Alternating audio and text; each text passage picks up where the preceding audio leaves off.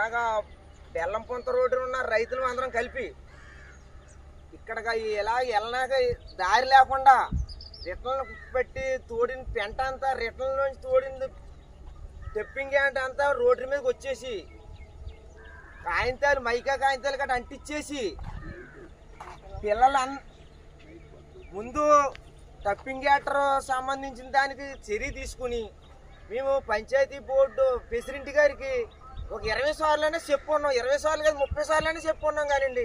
దీన్ని పట్టించుకుంటే నాదుడు లేడండి. దాని దగ్గరగా ప్లాస్టిక్ కవర్లు అంటుకుపోయి పిల్లల కట్ట ఆయుధులు ఒంట్లో పోగకుండా హాస్పిటల్ పాలు అయిపోతున్నారండి వీళ్ళు. అయినా కానీ పట్టించుకుంటే నాదుడు లేడండి. ప్రెసిడెంట్ గారికి అప్పుడే 10 సార్లు 20 సార్లు 30 సార్లు చెప్పిన రోజులు ఉన్నాయండి. ఇలా వెళ్ళనాకే దారి తెన్ని లేకుండా అయిపోయిందండి రోడ్డు. పట్టించుకోవట్లేదు. టెప్టిక్ స్టాండ్ నైట్ 4 గంటలకు 5 గంటల టైంలో పీటింగ్ రోడ్డు మీద పోస్తారండి. దీని గురించి సరిగ్గా చర్య తీసుకునండి. ఆ పంచాయతీ ప్రెసిడెంట్ గారిని ఓట్లేసి నగ్గించినందుకు మంచి ఉపకారం చేసి పెట్టారండి మా రోడ్డుకి. ఆల్రెడీసారి కలెక్టర్ గారు వచ్చి టెప్పింగ్ ఆర్డర్ తీసేసి ఇక్కడ ఒక గుడాంచి కట్టుకోమని కూడా మాకు ఆర్డర్ పొందినా సరే అవ్వలేదండి పని. సిమెంట్ రోడ్డు సెలక్షన్ చేసినా కానీ అవ్వలేదండి. 2 సంవత్సరాల కింద నుంచి జరుగుతుందండి. అయినా కానీ దీన్ని పట్టించుకుని నాదుడు లేడండి. వెనకాల ఒక రైతు నా సేను ఎంత కావాలితే అంత ఇస్తానన్నాడండి. అది తీసేసి ఇక్కడ ఏదో ఏర్పాటు చేసుకోమని కూడా చెప్పాడండి రైతు. అయినా కానీ దీన్ని ఎలా పడితే అలాగా వాడుకుంటున్నారండి మమ్మల్ని. వెళ్ళాక దారి తెన్ను లేకుండా ఉందండి రోడ్డు. రైతులకి ఒట్టిగడ్డి తాటలు వెళ్ళినా కూడా దారి తెన్ను లేకుండా ఉందండి.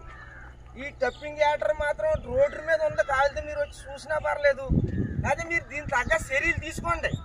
ప్రెసిడెంట్ గారు మట్టిగా అయితే మాకు ఏ సాయం చేస్తలేదు, మా రోడ్డుని పట్టించుకుంటలేదండి. దాని గురించి మీరు ఎట్టి పరిస్థితుల్లో దీనికి చర్య తీసుకుంటే బాగుంటుందండి. మేడం గారు అయితే మట్టికి అసలు ఏమీ బాగోలేదండి పద్ధతి. రైతులందరూ ఎవరో ఆదుకుంటలేదండి. ఈ రోడ్డు ఎన్నోసార్లు మేము కంప్లీట్ ఇచ్చాం. ఈ పీపుల్ చూడండి మనిషికి వెళ్తా ఉంటుంది. ఎంతో మంది బట్టి మళ్ళీ రోడ్డు బాగు చేసి కూడా ఇవ్వలేదు. మనిషికి బాగోలేదు. ఈ పీపుల్ అవి కవర్లు అంటే ఇచ్చేస్తున్నారు. ఆ మనుషులు ఎలాగెళ్తారో ఆ పిల్లల కంపు ఏదో వచ్చేస్తుంది. ఆ ఊరు పక్కన ఉంది. ఎవరిని కూడా ఆలమూరు 5వ వార్డు గ్రామ సభ్యుడిని. అది 5వ వార్డు బరువు చెరువు గట్టు జంశెట్టి దగ్గర మా ఇల్లు అండి.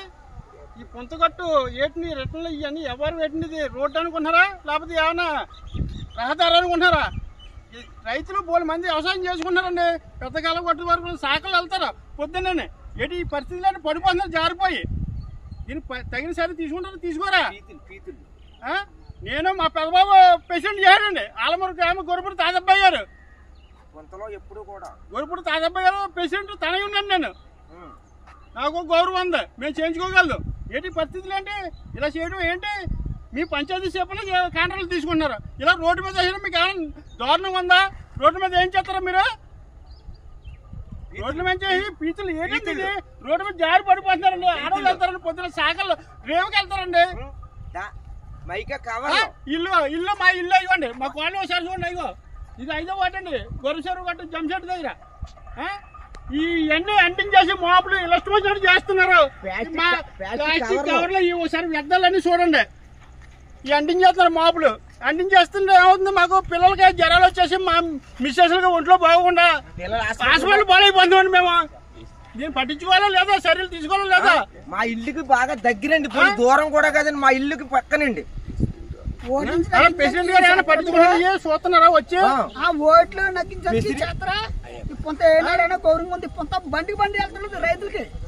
ప్రెసిడెంట్ గారండి ఆలమూరులో ఏ పొంతలో ఏం జరుగుతుందో చూసుకుంటా ఉండాలి. ఓట్లేసి నగ్గేసి ఇంట్లో కూర్చోనే కాదండి. ఎవరో ఒకరు నిప్పేస్తున్నారు, లేకపోతే తెచ్చి చెత్త వేస్తున్నారు. ఏంటి కారణంగానే బండికి బండి ప్లాస్టిక్ కవర్లన్నీ అంటించేసి దొగ్గొచ్చేస్తుంది. మాట్లాడు ఏంటి దీనికి ప్లాస్టిక్ కవర్లన్నీ అంటించేసి ఎలా ఉండాలండి? గడ్డి తాటలు వెళ్తలేదు. ఎన్నాళ్ళ నుంచి బతిమాలుతుంది. రోడ్డుకి సైకిల్ వెళ్తలేదు. ఓట్లేసి నగ్గించామండి వీళ్ళని. ఎందుకు కాలగట్లు ఏంటి బోధుగట్లు ఏంటి పెద్దగా ఒకసారి విత్తనం చూడ ఒక రెండు బండికి బండి కూడా వెళ్తాడు, వాళ్ళు కూడా వెళ్తారు, పక్కన కూడా వెళ్తాడు. వర్షం వస్తే అసలు నిలబడలేకపోతున్నామండి. నిలబడలేకపోతున్నాం కానీ ఈ వర్షం వస్తే ఇదంతా మహా శాండాలం అయిపోతుంది. ఒకప్పుడు అతను శుభ్రంగా పెంట అంతా పట్టుకుపోతే మళ్ళీ వాళ్ళు తెచ్చి పోసిందాకా మాకు ఎంతో కొంత డబ్బులు ఇస్తేనే కానీ మేము పట్టుకెళ్ళామని వాళ్ళు తెచ్చి పోసిందాకా ఊరుకోలేదండి ఇలా. మరి ఇదంతా ఏం చేస్తారు ఇప్పుడు? ఇది రోడ్డు మీదకి వచ్చి పోసేస్తున్నారు. ఈ మెగాకార్లకు అంటించేసి నానా శాండాలం చేసేస్తున్నారు. ఊరంతా పొగలు కమ్మేస్తుంది, చేలు పాడైపోతున్నాయి, జనానికి ఒంట్లో బాగుంటలేదు, వేగవాదులు వచ్చేస్తున్నాయి, నానా రకాలంగా ఇబ్బందులు పడిపోతున్నారు జనం. ఒక్కసారి మీరు ఎన్నిసార్లు చెప్పినా కానీ మీరు అసలు కనికరించలేదు ఇలా.